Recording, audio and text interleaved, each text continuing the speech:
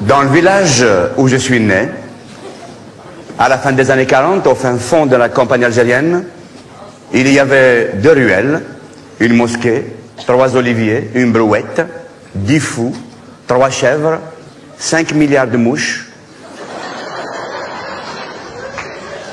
27 poules, un coq.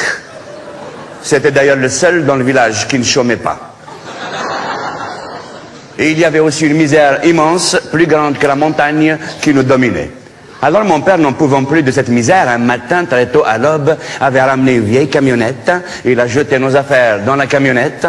Il nous a jeté, nous les enfants, dans la camionnette. Et il a jeté ma mère dans la camionnette.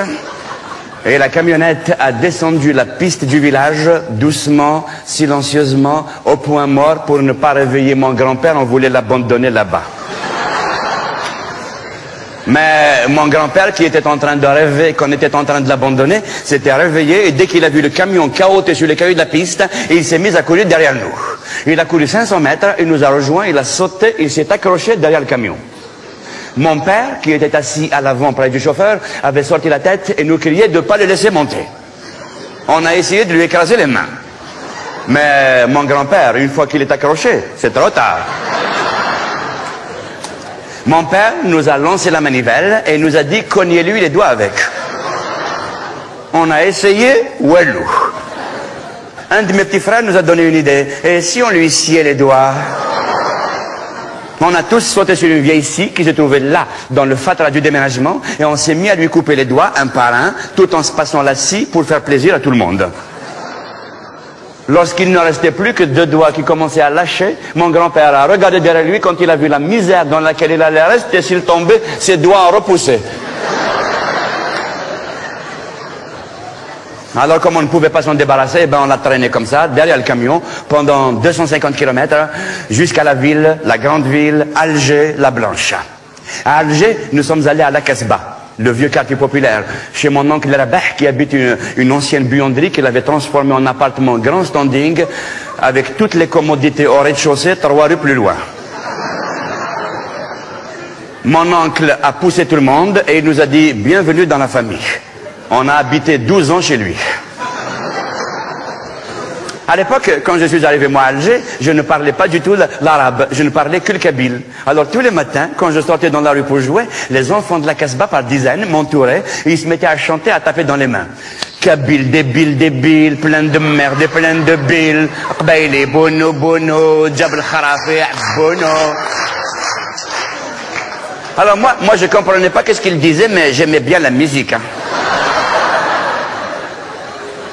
Alors eux ils chantaient Kabyle débile et moi je dansais. Qbaili bono bono Jabal Kharafi bono. Qbaili bono bono Jabal Kharafi bono. Quelque temps après, j'ai appris l'arabe et j'ai compris ce qu'il voulait dire. Et j'ai compris autre chose. Eux aussi étaient kabyles, mais ils ne le savaient pas.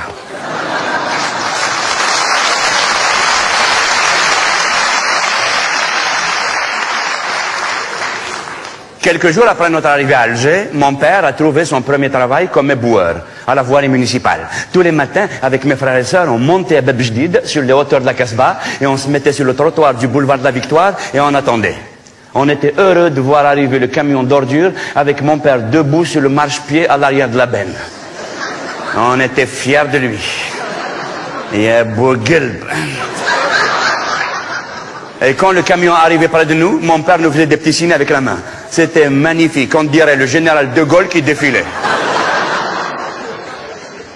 Tous les soirs, il nous ramenait du chocolat, du fromage, des pantalons et des chemises, des crayons et des cahiers triés dans les ordures. Ah, c'était la belle époque, hein. Puis, quand la guerre d'Algérie a éclaté en 1954, mon père, de par sa fonction, est entré naturellement dans le terreau de la Révolution. Au début, il n'était qu'un simple exécutant dans les réseaux de la guérilla urbaine, puis petit à petit, il a pris de l'importance, il est monté dans la hiérarchie, et un jour, il a créé son fameux groupe, le Commando des ordures d'Alger. Un jour, ils ont arrêté mon père, ils l'ont coincé, il a fait 3 ans de prison. Ma mère était très contente le jour où mon père est allé en prison. 3 ans de vacances. C'était les seules années où ma mère n'a pas accouché.